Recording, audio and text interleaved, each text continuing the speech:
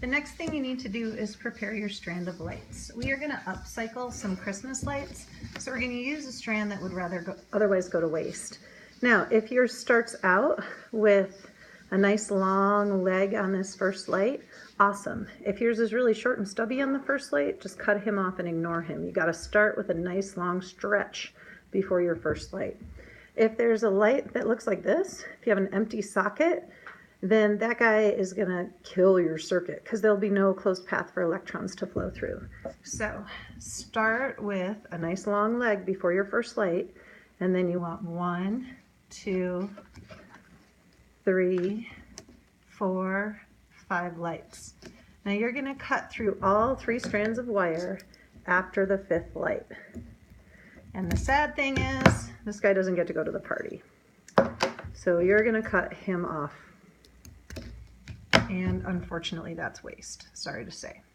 So now you have 4 lights. You started with 5, now you have 4 remaining lights.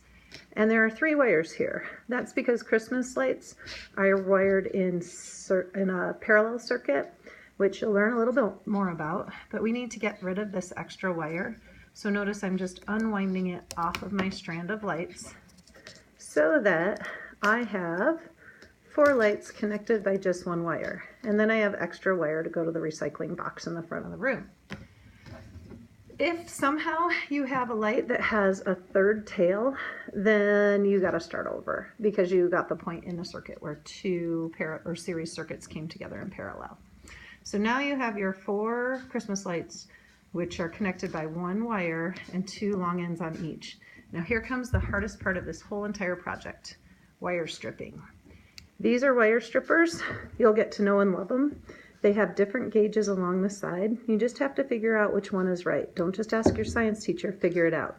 You're going to try to expose a lot of copper here because you know you need a metal-to-metal connection to make your circuit work. So I'm trying 1 circle toward the end, and you have to pull really hard, like really hard. It's not easy, and that's okay. Make sure you're not going to end up popping somebody in the face. That would be bad. You should have a nice long metal connection. Now you have to do the same thing on the other side. If you find out that you're really good at this, you're going to make a lot of friends because they're going to want your help. But it is hard. It won't come as easy for you the first time. I've done this like 1,000 times because I'm like 100 years old. So now I have 2 long metal connections. I got rid of the insulator, the plastic that doesn't conduct electrons. Metal conducts electrons well because metal atoms hold on to their electrons loosely. So that is your next step. You can do this.